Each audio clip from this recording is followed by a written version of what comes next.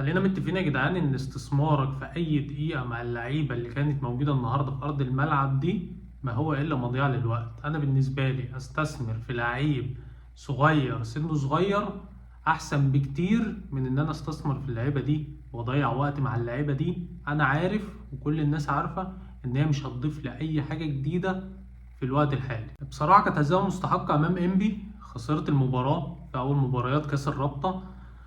خسرت المباراة بسبب لعيبة انت ما تقدرش انت تعتمد عليها اعتماد كلي. لعيبة ما هي الا بدلة وما تنفعش تكون بدلة في النادي الاهلي. انا طلعت اتكلمت قبل المباراة وقلت ان هي مباراة تجريبية عشان الراجل يحط ايده على اللعيبة البدل اللي موجودة واللعيبة الناشئين ويقدر ان هو يطلع منهم حاجة او يقدر ان هو يشوف هو احتياجاته ايه في يناير او ايه اللعيبة اللي هو مش هيحتاجها من اللعيبة دي او ايه اللعيبة اللي مش هتقدر تأدي معاه حاجة او مش هتقدر تديله حاجة يقدر ان هو يستغنى عنها. اللعيبه اللي حاسس ان هي ممكن تديله ويقدر ان هو يطلعها اعاره او ان هو يستثمر فيها بعد كده. واللعيبه اللي هتنفع ان هي تكمل معاه خلاص هو عارف ان اللعيب ده ينفع يديله واللعيب ده كويس واللعيب ده هقدر ان انا استفيد منه في الفتره الجايه. بس بصراحه انا مش هكدب عليك، انا حاسس ان الراجل اتفاجئ من المنظر، اتفاجئ من الشكل اللي هو شافه، اتفاجئ من اللعيبه اللي هو شافها في الملعب، اتفاجئ ان اللعيبه دي مش هتقدر تديله حاجه في الفتره الجايه. عايزك بس تتخيل معايا ان انت شوط كامل اللي هو الشوط الاول ما قدرتش تسدد ولا تسديده على مرمى انبي، ما قدرتش تصنع اي خطوره على مرمى انبي. فريق تايه، فريق مش عارف يقدم اي حاجه. يا عم ماشي مفيش مشكله، انتوا لعيبه ما لعبتوش مع بعض قبل كده، تشكيله لسه جديده، لسه كل اللعيبه يعتبر زي ما قلت لك في الفيديو اللي قبل المباراه لعيبه ما لعبتش مع بعض قبل كده. وخصوصا نص الملعب اللي كان تايه تماما، مفيش اي ربط بينه وبين الخط الدفاعي ولا الخط الهجومي للنادي الاهلي. زي ما قلت لك اللعيبه تايهه في الملعب، مش عارفه تعمل ايه، اللعيبه مش قادره تضيف لك اي حاجه، مش قادره تقدم لك اي حاجه، مش قادره تقدم لك اي فكره. طول شوط كامل انت بتلعب مش عارف انت بتعمل ايه في الملعب. عشان يجي لك الكابتن كوكا ويلبسك ضربه جزاء ملهاش اي صنف اللازمه، ضربه جزاء غريبه جدا، ضربه جزاء معرفش هو كان بيفكر في ايه لما عملها. انا مش عارف بصراحه، كوكا ده محير جدا، لعيب انا ما بقتنعش بيه. لعيب شايفه مش قد النادي الاهلي، مش قد تيشيرت النادي الاهلي، ما يستاهلش اصلا ان هو يلعب في فرقه زي النادي الاهلي. وده رايي فيه من زمان بصراحه، وانا مش بغير رايي في حد. اللعيب اللي انا شايفه حلو بقول عليه كويس، اللعيب اللي انا شايفه وحش بقول عليه وحش من اول مره. ما بغيرش كلامي فيه بعد كده الا لو هو اثبت نفسه او لو هو غير من نفسه وغير من اداؤه في الملعب. لعند دلوقتي النادي الاهلي بيعاني من الحته الدفاعيه. عندك الاتنين مساكين في مشكله، عندك الباك الشمال في مشكله، عندك الباك اليمين في مشكله. محمد هاني لو غايب انت ما بتلاقيش حد يأدي الدور بتاع محمد هاني او يلعب زي محمد هاني حتى. يعني محمد هاني ناس كتير بتختلف عليه وناس كتير مش بيعجبها اداء محمد هاني. بس لما بتشوف البودلة بتوع محمد هاني بتقول ده انا عندي نعمة كبيرة اسمها محمد هاني موجودة في النادي الاهلي. عندك بقى الناحية التانية اللي هي الناحية الشمال، لسه لعند دلوقتي احنا بنسأل نفس السؤال ومش لاقيين له اجابة لعند دلوقتي. هو احنا ليه مشينا كريم الدبيس وجبنا شكري مكانه؟ لعند دلوقتي كل جماهير النادي الاهلي بتسأل نفس السؤال ولسه لعند دلوقتي كلنا مش لاقيين اجابة للسؤال ده، مش عارفين إجابة للسؤال ده لعند دلوقتي. أنت ليه مشيت كريم الدبيس؟ شكري بيضيف لك إيه؟ الدبيس مش كان هيقدر يضيفهولك. أنت لعند دلوقتي من وقت ما علي معلول مشي من النادي الأهلي أو الموسم اللي علي معلول كان مصاب فيه وما قدرش إن هو يقدم للنادي الأهلي، أنت بتعاني في الحتة دي. كوكا مش بيأديها على أحسن وجه. كوكا لا بيأدي معاك في الجنب الشمال ولا بيأدي معاك في نص الملعب. يعني أنا بالنسبة لي كوكا النهاردة لما لعب في نص الملعب رقم 6 اللي هو المفروض مكانه الأساسي، كوكا مش عارف يطلعني بالكورة. فأنا عايز إيه منه أكتر من كده يعني أنت لعيب دورك أصلا الأساسي في الملعب، أنت تفتك الكورة وتخرجني بالكورة لما أنا بكون ببني اللعب.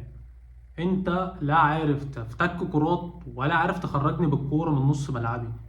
فانت دورك ايه في الملعب او ايه مهامك اللي انت المفروض تأديها غير كده؟ فالفرقه محتاجه شغل كتير، الفرقه محتاجه تدعيمات في يناير، الفرقه محتاجه ناس كتير تمشي في يناير. وزي ما قلت لك في بدايه الفيديو انا عندي استثمر كل دقيقه في لاعب شاب احسن ما استثمر دقايق ملهاش لازمه في لعيبه انا عارف ان هي مش هتضيف لي حاجه، انا عارف ان هي مش هتتطور، انا عارف ان هي مش هتقدم جديد مع النادي الاهلي. فانا بالنسبه لي كمشجع للنادي الاهلي اتمنى ان انا استثمر الوقت بتاع كاس الرابطه ده في اللعيبه الشباب اللي موجوده معايا حاليا في القايمه. لعيب انا كتبت اساميهم، لعيب زي حمزه، لعيب زي عمر سيد معوض، لعيب زي ابراهيم عادل، لعيب زي ابراهيم الاسيوطي. لعيب زي احمد عابدين، لعيب زي ابراهيم كاظم، لعيب زي محمد عبد الله. انت بتتكلم في متوسط اعمار الناس دي يعني حوالي 19 سنه. تتكلم حمزه 17، عمر معوض 19 سنه، محمد عبد الله 20، ابراهيم الاسيوطي 20، ابراهيم عادل 20، ابراهيم كاظم حوالي 18 برضه او 19 سنه، ما يعرفش سنه كام بالظبط، احمد عابدين 19 سنه. فانت الناس دي لو مش اديتها في السن ده وخدت مع الفريق الاول في السن ده هتاخد امتى؟ فانا شايف ان انا استثمر في اللعيبه دي احسن 100 مره من ان انا استثمر الوقت في اللعيبه اللي هي مش هتضيف لي حاجه، اللعيبه اللي انا عارف ان هي مش هتتطور، عارف ان هي مش هتضيف حاجه للنادي الاهلي. لعيب زي بيكهام اللي عندي دلوقتي علامات استفهام على رجوع بيكهام للنادي الاهلي مره تانية. مدافع ضعيف جدا، مدافع متهور جدا، انا ما اعرفش احنا رجعنا ليه هو وشكري. لعيبه انت اصلا استغنيت عنها قبل كده لان مستواها مش قد النادي الاهلي، انت رايح ترجعها تاني ليه؟ هل هم اتطوروا مثلا؟ طب شكري ده اللي انا مشيت معلول ومشيت يحيى عطية الله ومشيت كريم الدبيس، 3 باكات شمال انا استغنيت عنهم مقابل ان انا اجيب شكري بس. طب انا شكري اصلا لما كان ريبيرو موجود ما كانش بيعتمد عليه بشكل اساسي، لما مسك كابتن عماد النحاس فتره برضه ما اعتمدش عليه، لما طارق جه والراجل اتصاب ورجع من الاصابه برضه ما اعتمدش عليه. يعني معنى كده ان كل المدربين دي مش مقتنعه بالراجل. طب احنا رجعنا ليه طيب طالما كل الناس دي مش هتقتنع بيه؟ فعلامات استفهام بصراحه، علامات استفهام كبيره جدا على شكري وبيكهام بالذات. كتبت لك بقى كام اسم كده انا ما اتمناش ان انا اشوفهم بعد يناير موجودين في النادي الاهلي تاني. يعني عندك بيكهام ما اتمناش اشوفه في النادي الاهلي بعد يناير، العش، اشرف داري اصابات، كوكا، طاهر محمد طاهر، عمر كمال. انا ما اتمناش ان انا اشوف الناس دي بعد ما شهر يناير يجي والانتقالات تفتح. بتمنى من كل قلبي ان النادي الاهلي يطلع الناس دي. اتمنى ان تورو يستغنى عن الناس دي لان هي مش هتضيف حاجه للنادي الاهلي، وانا متوقع ومتاكد ان الراجل مش هيسيب الناس دي معاه لان الناس دي مش هتضيف له حاجه، مش هتضيف له تطور على خطط لعبه وعلى ادائه وعلى كل الكلام ده. الناس دي مش هتضيف له حاجه. اللي عجبني ان انت التركايه اللي انت بتلعب عليها حتى البدله نفذتها بالبدله. الكوره اللي طارق بيعتمد عليها اللي هو بيخلي رقم 8 سواء ديانج او محمد علي بن رمضان يتحرك في ظهر الباك وحد يروح يلعبها له كوره طويله سواء الباك او حد من نص الملعب ويطلعه ويوصل لعند منطقه ال 18 ويروح لعبها بالعرض وتخطف بها جون. دي تركايه طارق بيشتغل عليها وقدر حتى ان هو ينفذها بالبدله النهارده عن طريق ديانج واحمد رضا.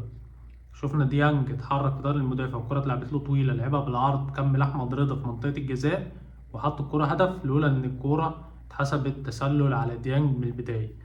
فهي تركاية طرق بيعتمد عليها، الراجل عنده أفكار وعنده حاجات كويسة بينفذها في الملعب. بس بصراحة اللعيبة اللي كانت موجودة النهاردة ما تساعدش إن أنت تنفذ أي حاجة ولا تساعد إن أنت تقدم أي أفكار في الملعب. ده كان رأيي في مباراة الأهلي وإنبي اللي خسر فيها النادي الأهلي 1-0. لو وصلت لعند هنا اتمنى انت تدعمني بلايك واشتراك. اشوفكم على خير. السلام عليكم.